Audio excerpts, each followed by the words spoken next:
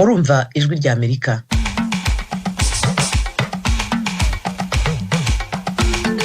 Turabasuhuje inshuti muteze amatwi radiyo ijwi rya Amerika, tubaha ikaze mu makuru yacu ya mu gitondo kuri iki cyumweru. Hano Washington DC muri kumwe nanjye Eugenia Mukankusi. Amakuru yacu turahera kuyo mu karere k'ibiyaga bigari bya Afurika. Nyuma turakomereza ku kiganiro ejo mutegurirwa n'urubyiruko rwo mu Rwanda. Naho guhera saa 12 ni ikiganiro dusangira ijambo nk'uko bisanzwe buri cyumweru.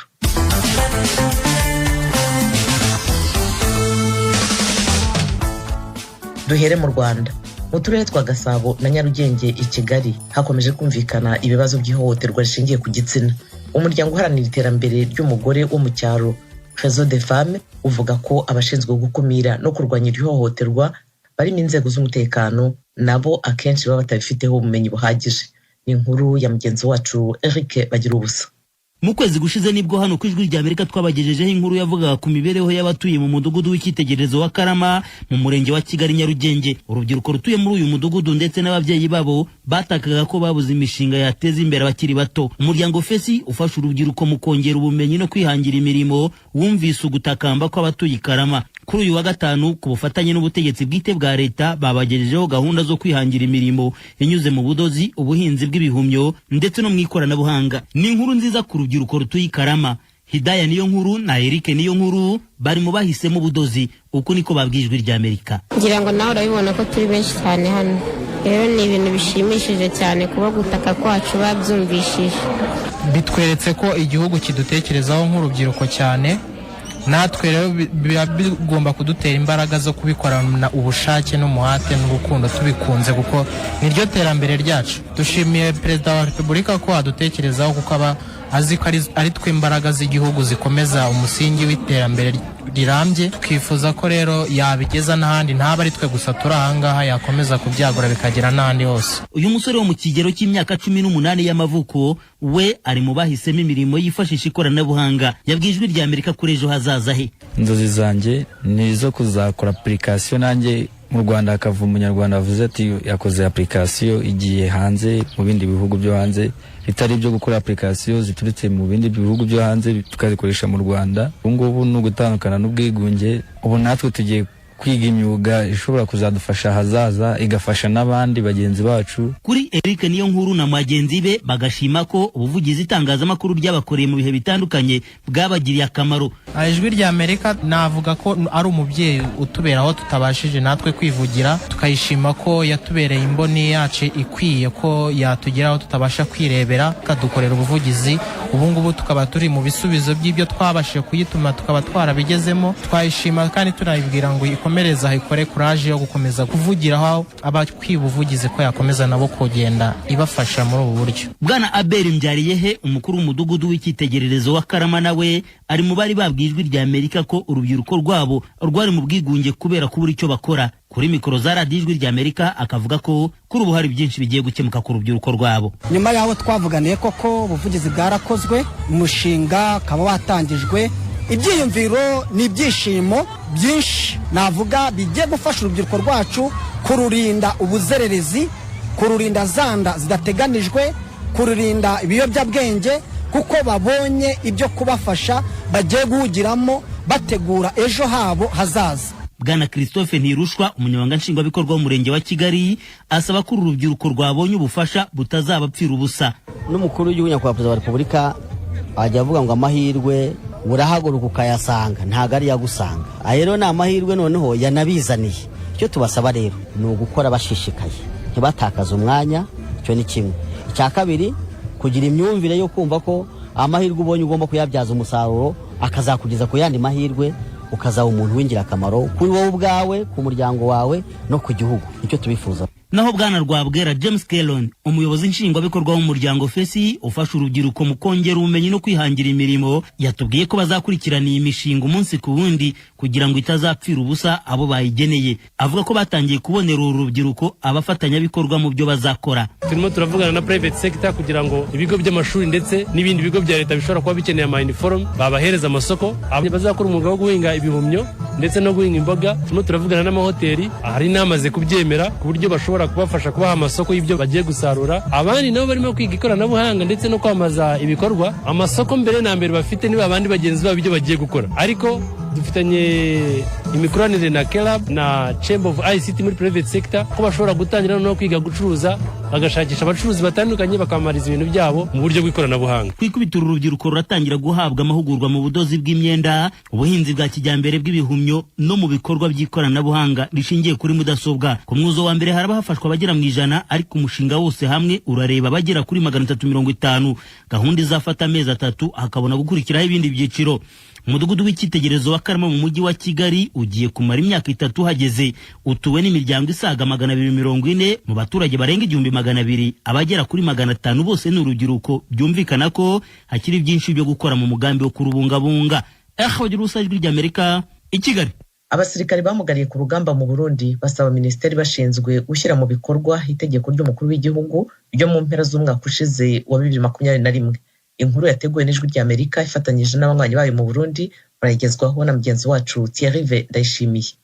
Abo basirikare bahurikiye mu ishirahamwe ryo kwiteza imbere ADMH mu gifaransa. Bamwe muri bo babwiye ijwi ry'Amerika ko bashima ko leta ibafasha mu bijanye no kubavura ibikomere n'ubumuga bakuye ku rugamba, gusa kubona imiti birabagora. Iyo miti iyo twivuje hari igihe idushikira ku baba bari mu bitaro, ariko kuba bavuye hagati mu gihugu bikatugora kuko tuva mu ntara zitandukanye. Icokorwa hariho ahari amasite y'abamugariye ku rugamba mu ntara zitandukanye, twosaba yuko mu gihe hari gahunda cyangwa porogaramu yo kujya kuvurirayo tukagenda abegere kuri ayo masite tukaja kwivuza, ya matike twomanuka ko ngaho i Bujumbura bigatuma bitworohera. Umukuru w'igihugu yarishuye ku myitwarariko itari mike yabo basinzikariye mu ngwano zabaye mu myaka iheze. Yateye igikumu mu kwezi kwa 11 mu mwaka uheze w'2021 ku itegeko riha uburusho abo basirikare bamugariye ku rugamba. Kasiye Bizabigomba arongoye ishirahamwe rijejwe guteza imbere abo basirikare bagendana ubumuga yabwiye bamwe mu bakunzi b'ijwi ry'Amerika ibiri muri iryo tegeko.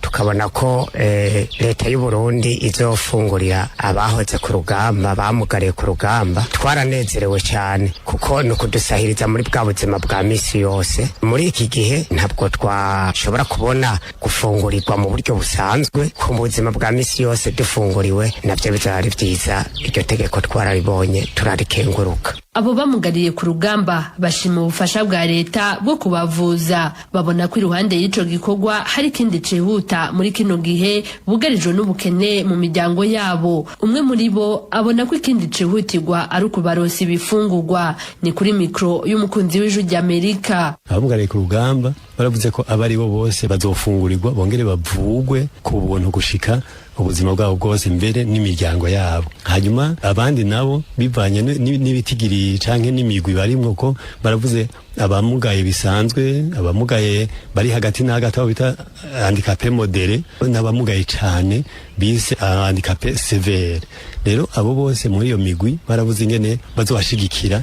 Rero aba handicapé sévère bose bavuze ko babaha uburaro, bakabafungurira, bakavuzwa ubuzima bwabo bwose n'imiryango yabo. Kandi baranavuga kugira n'abasirikare bari ku kazi bimeze, ugize impanuka gapfa canke akaburu wiwe igihugu gica gifasha mu byo kumushingurana iteka. Ishirahamwe ryo guteza imbere abasirikare bagendana ubumuga risaba ubuyobozi bubajejwe mu bushikiranganje bwo kwivuna abansi gushira mu ngiro ibiri mu itegeko ry'umukuru w'igihugu ryo muri Munyonyo mu mwaka uheze w'2021. Kasiye Bizabigomba arongoye iryo shirahamwe. Ngiriye ko nterera n'akamo abasanzwe badukurikirana mu by'amagara yacu barabe badodore hejuru aho nyene muraba by'amategeko ko twarabonye ko itegeko ryarungikiye umushikiranganje kugira ngo ahinyanyure tumwe uravye ingingo ya 13 yaryo iravuga ko ingingo ya 10, 11 na 12 zizotomorwa n'umushikiranganje. Iyo bikora rero vyihuse kugira ngo aba bantu bamerewe nabuku nabo batora koyoko bagire amahoro bumve yuko ari igihindutse.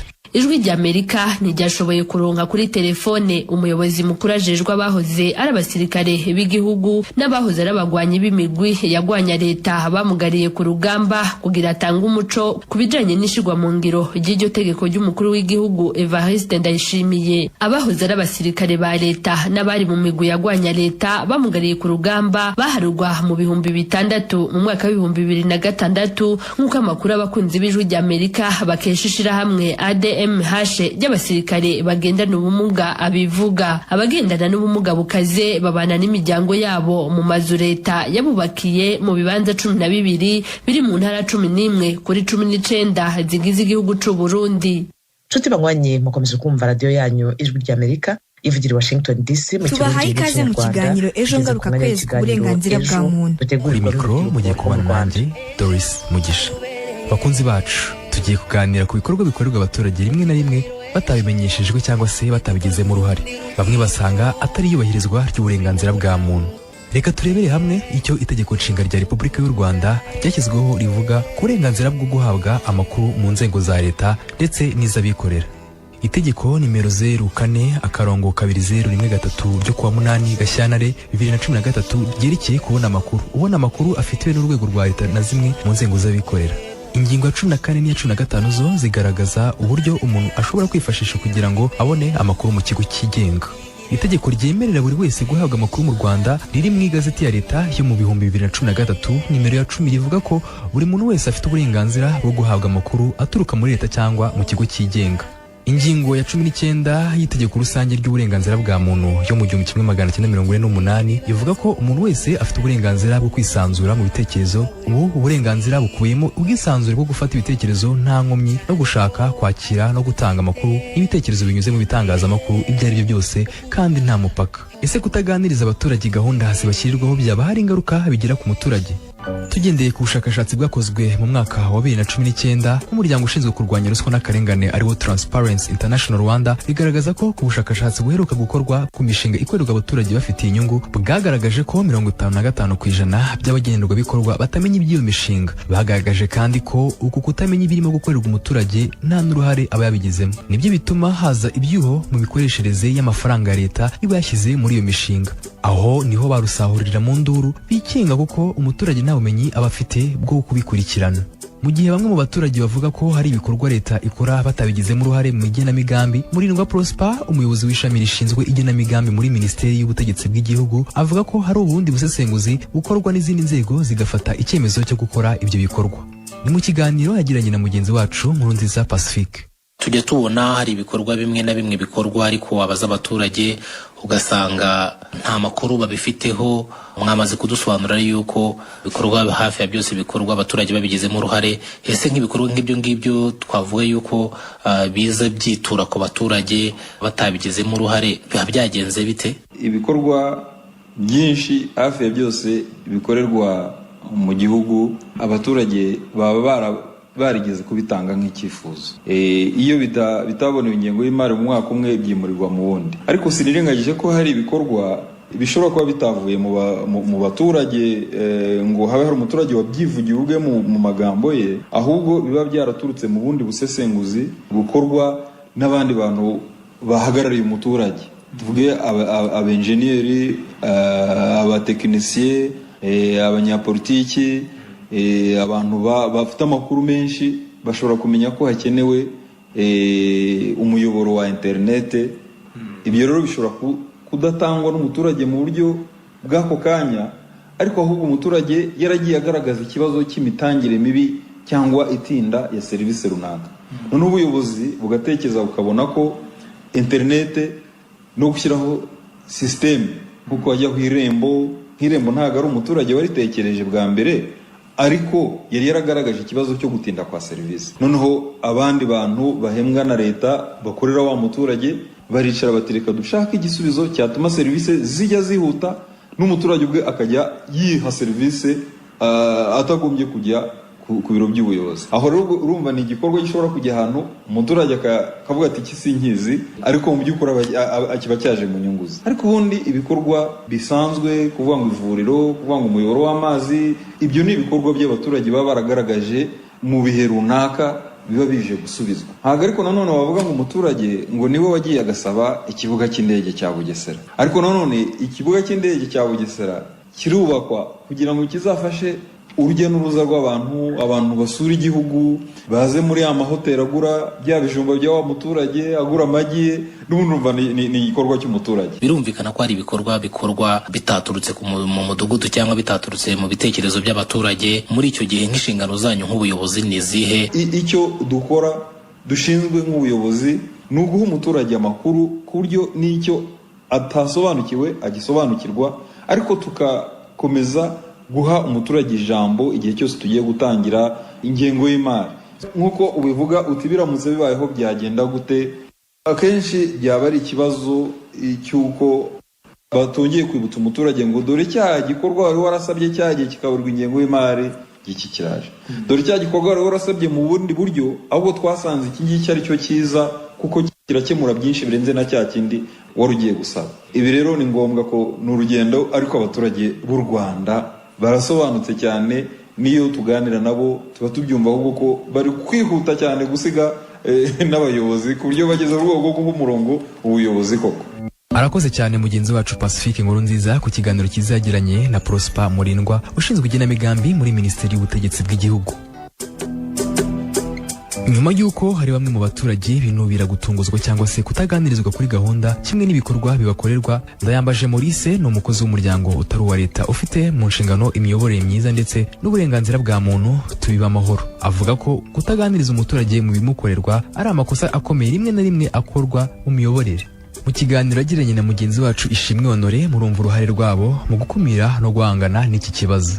Dukoresha igikoresho bita ikarita nsuzumamikorere. Ni uburyo abaturage bareba ibibazo bibabangamiye ariko muri gahunda za leta ibikorerwa umuturage cyangwa se season participation. Mu karere ka Ruhango buni mu murenge wa Byimana ahantu Kirengere bubatse isoko abaryubaka mu butaka nyine bavuga bati nanga hegereye kaburimbo, ariko umuturage ntabwo ari bashaka, bakareba niba bajya kuri kaburimbo basanga ari kure. N'ubu tuvugana baracyaremera Ikirengere ariko aho hafi y'umurenge wa Byimana kandi badendeje hasi.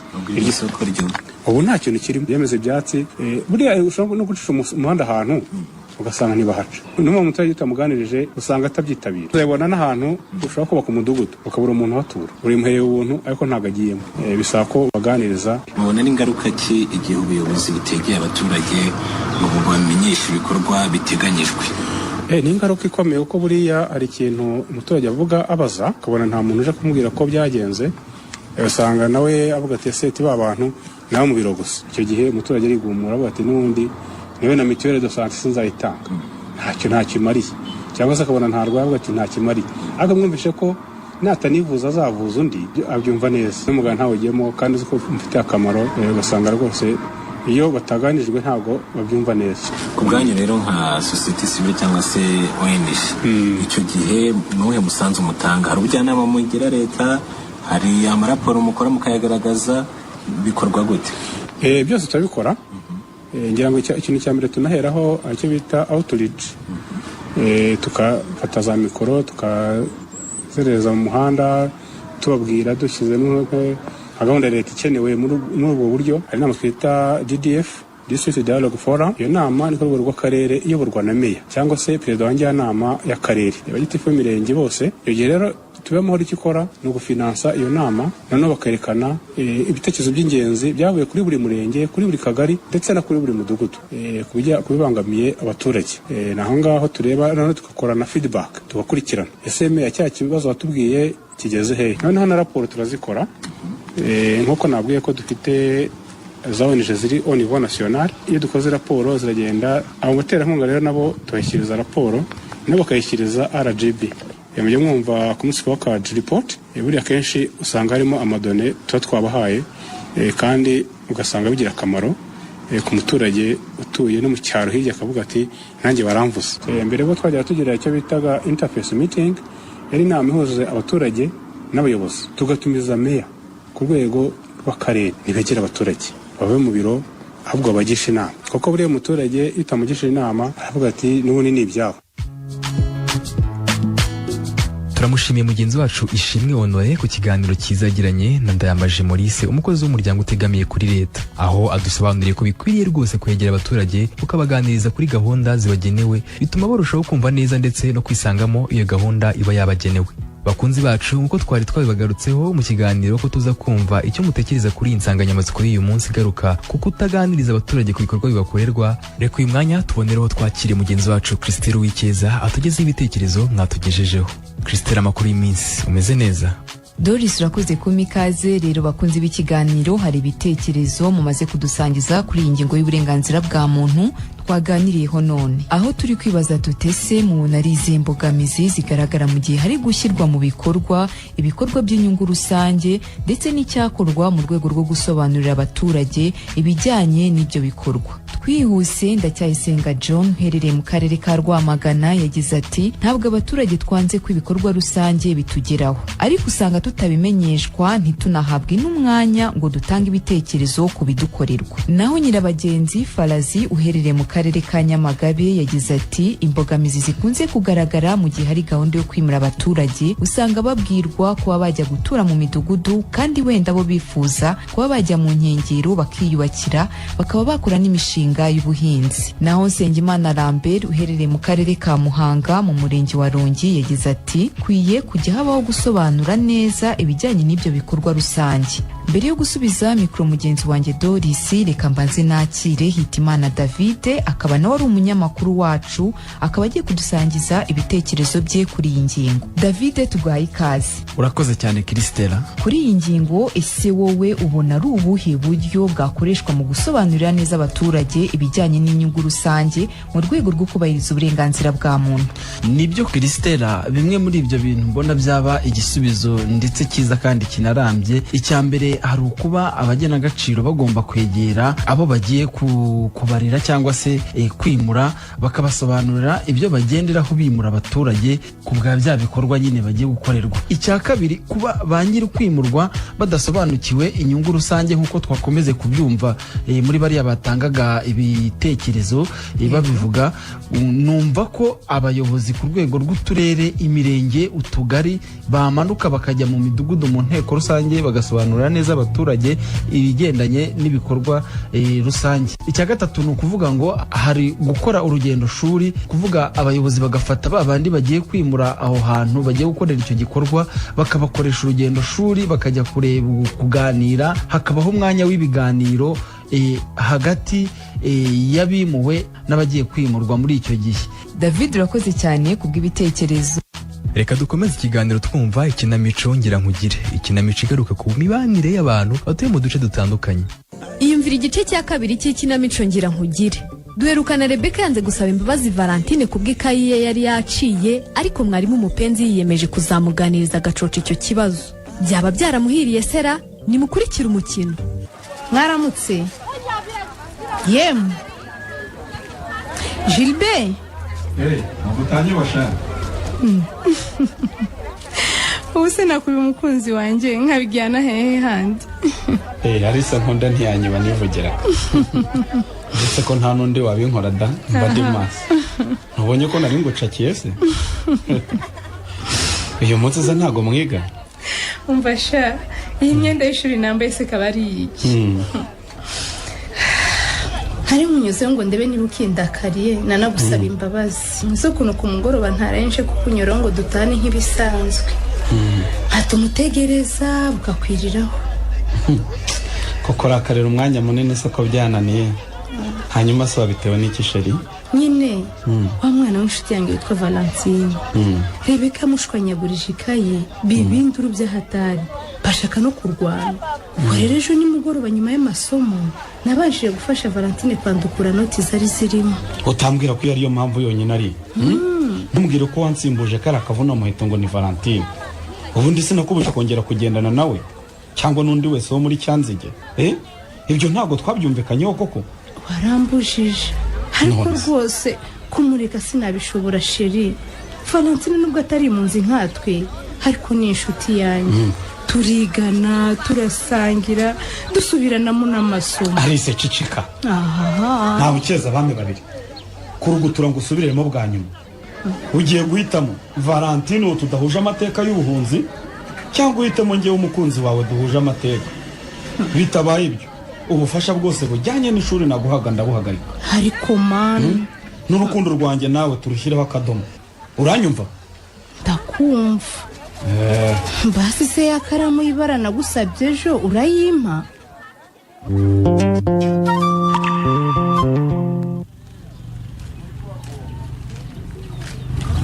Tambuka wemye ni karibu mwarimu mpe. Ujya kurandaba? Mwaramutse neza. Mwaramutse. Na amahoro se kutugendera amasaha yo kwigisha yageze. Yemwe biri ngaho. Wabera Valentine agiye kugutangayo. Amahoro yacu nyene ntuyazi. Madame yari yantumye ngo ndakubwire ko ataza mwishira hamwe ngo sinzi ibyo yagiyemo. Aha. Nubundi se ko ntamushyiramo umugozi. Ndabizi nta bindi agiyemo. Afite agatsiko yaremye n'abandi bagore mu nkambi ya Mutendere n'iwanyu rwa Kayuzo duhurira mwishira hamwe. Bakorera igihe bashakiye. Ndabizi wose nta numuza. Nanje rega burya yenda muvuze ntirirema. Ubundi namuzanye mwishira hamwe ryanyu ngo ndabe ko yohindura ibyiyumviro akiga kubana neza n'abandi no kwiteza imbere. Ariko misi yose yatashe azabyimbye.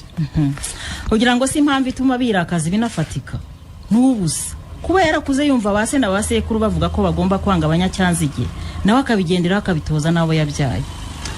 Yemwe sinobarenganya twamunze kuva kera burya. Dore baherutse kwigaragambya mwishyira hamwe ngo ntibashaka ko nkomeza kuba president. Ngo nta nundi bashaka kubayora uturuka muri cyanzige. Ngo maye barashaka ko mu nkambi niwe bahuje ibibazo. Ngo naho nge niye nababwiza ukuri baba bumva mbatetaho. Yewe narabyumvise n'akamara amazi. Nuko tubayeho nyene nta kundi. Nayo bundi tugomba kumenyera ko tazopfa tuvuze rumwe. Ahubwo igisekeje n'ukuntu muri bari bose bashyize imbere ngo bakubwire icyo bapfa na bagenzi baho muri cyanzige. Nta wabona icyo avuga. Mbe mureka tete. Buriya je nawe nabandi bakeya duhuje ivyumviro. Ntabwo twoje hamwe nabandi bakeya tugafatanya guhindura ivyumviro by'urugwaruka rwatandukanye. Abakuze bo birabaraba bazumviraho.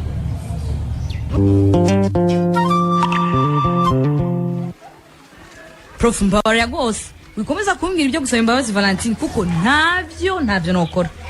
Nyamara rero Rebecca uhimbire kabiri. Mbega wewe niye nyungu kura mu buhemu. Nishero wafitiye ko abanyagihugu nawe ukabimpunza. Eregisha inagyo narigira none ko wabiratana ibyo byose twe nako twabihoranye. Nigeze ku munyagihugu nitwari dutunze none ntituri munzi. Nimba turi munzi kwera amateka yacu abizire. Kwimpunzi kwawe haruhara Valentine yabigizemo. Cha ntago gose. Valentine hari kibiyagukoreye kuva mwatangira kwigana kuva mu myaka 3 yose ishize. Ntacyo gose ntacyo. None nguwa mushirikaye umuhora iki? Ate no avampanse. Prof. Wowe ufata gusa ko nakunda abanyacyanzige gusa. Nta kindi impossible tu. Umva rero nkubwira inama Rebecca wa mukobwa we. Uretse no kuba ndi mwarimu wawe tukaba tunahuje amateka y'ubuhunzi. Ni wacu. Uruke ko twabana mu Burundi wacu. Cyane. Ndashaka ndakugira inama rero. Kandi uyihangana untega amatwi nubwo bigize ngo ntuvuguruze. Uranyumva neza? Ndahumva. Icyanzige twahariwe ubuhunzi. Nukuri. Icyanzige ubu dusigaye duhabwa akazi. Ndetse dusigaye dufise n'uburenganzira bwo gupigana imyanya y'akazi nk'abandi bose. Yego. Bivuze ngo icyanzige ntiduhezwa. Ndabesha garebe. Nukuri ntubesha Prof. Nuko rero gabanyurwa ngufitiye Valentine n'abanyacyanzige bose muri rusange. Witwaje ibyo waganiriye n'abavyeyi bawe. Ushaka umuzi usabe Valentine imbabazi kandi uramwishura ikayi wamucagaguriye kabone n'ubwo wamuguriye yinde na note ziwe zose akazifata. Ariko byibura ibyo byo biri kure nk'uko ikimenyetso cyo guca bugufi. Ibyo byo biri kure nk'uko musabe imbabazi. Mbega nyene urazi yuko je natanga no kwiga Ikinyarwanda kubera ingene tusigaye tubana nabo neza nkorana nabo twisanzura nabo. Eka shana uko bakoramo. Prof reka jenge inde kwikinira ariko ibi byo gusaba imbabazi ntibindimwo. Ibindimwo. Rebecca kahindutse nk'igicusi. Mupenzi se we Disa azabona abamutiza umurindi kuri iki gitekerezo cyo guhindura imyumvire y'amakimbirano urubyiruko rw'iwabo rufite. Naho ubutaha.